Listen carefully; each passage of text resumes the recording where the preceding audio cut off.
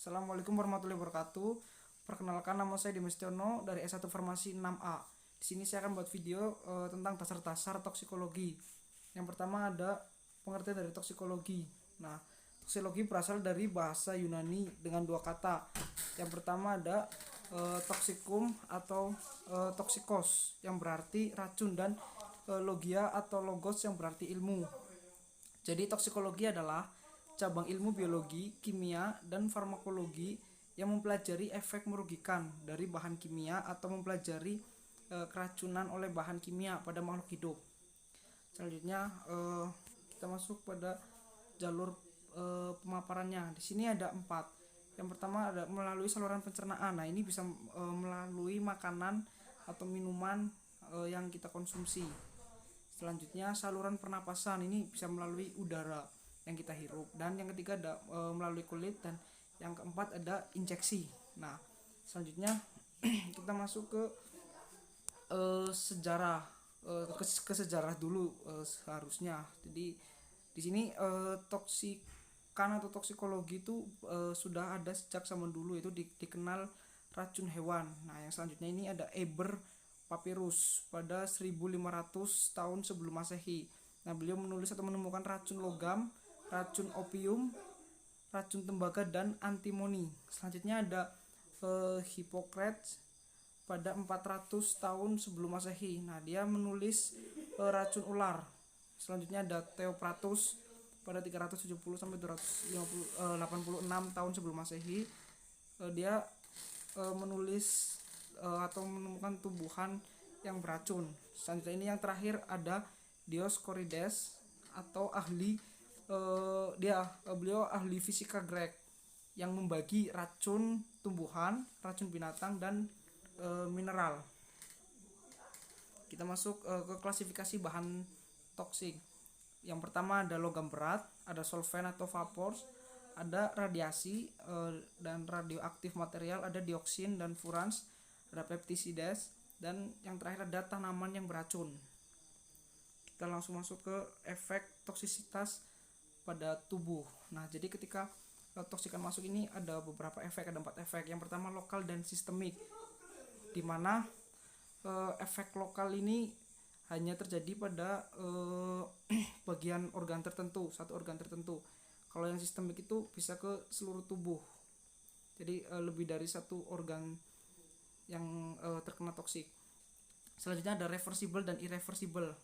Untuk yang reversible itu terjadi ketika efek toksiknya itu berhenti ketika pemaparannya itu dihentikan. Untuk yang irreversible itu efek toksik terus berlanjut sampai parah ketika efek ketika paparannya itu dihentikan. Jadi efeknya masih terus berlanjut sampai parah padahal paparannya sudah dihentikan. Yang selanjutnya ada efek langsung dan tidak langsung. Nah, efek yang langsung ini terjadi setelah terkena paparan. Yang selanjutnya ada efek tidak langsung. Nah, tidak langsung ini terjadi beberapa waktu setelah terjadinya paparan, seperti karsinogenik. Kalau yang efek langsung itu seperti kayak seperti racun cyanida, seperti itu. Selanjutnya ada mekanisme kerja senyawa toksik atau mekanisme kerja dari toksikan. Ada 3 fase.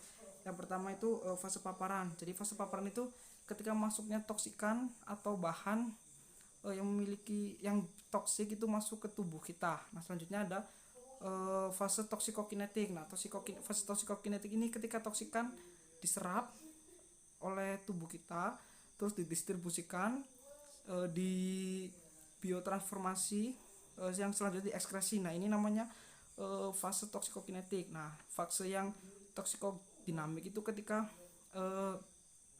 toksikan tersebut mencapai sasaran yang dituju, mencapai sasarannya dan menimbulkan efek toksik. Nah, itu fase toksikodinamik. Selanjutnya kita masuk ke durasi pemaparannya. Di sini durasi pemaparannya ada 4. Yang pertama ada akut. Nah, akut ini terjadi dalam waktu kurang dari 24 jam. Selanjutnya ada subakut. Nah, subakut ini terjadi berulang kurang dari 1 bulan. Yang ketiga ada subkronik. Ini terjadi berulang 1 sampai 3 bulan. Yang terakhir ada kronik. Nah, ini lebih dari 3 bulan. Selanjutnya ada sifat toksikan. Nah, di sini ada acute toxicity, ada subchronic toxicity, ada chronic toxicity, ada mutagenik, ada teratogenik, ada karsinogenik. Selanjutnya kita masuk ke faktor yang mempengaruhi toksisitas. Di sini ada dosis atau durasi dari toksikan, dosis dari toksikan itu mempengaruhi.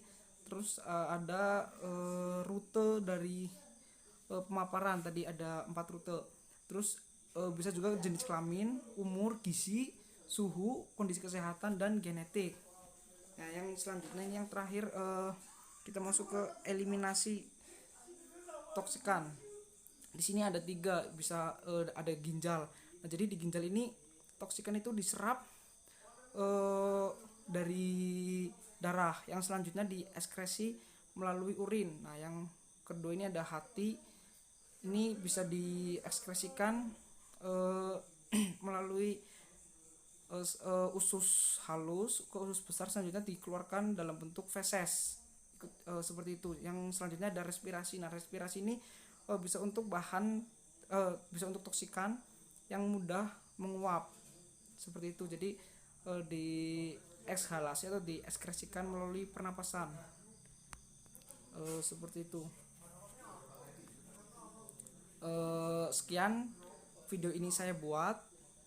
Sebelumnya mohon maaf bila ada salah-salah kata, kurang lancar, atau materinya kurang bagus atau kurang lengkap. Semoga bermanfaat. Wassalamualaikum warahmatullahi wabarakatuh.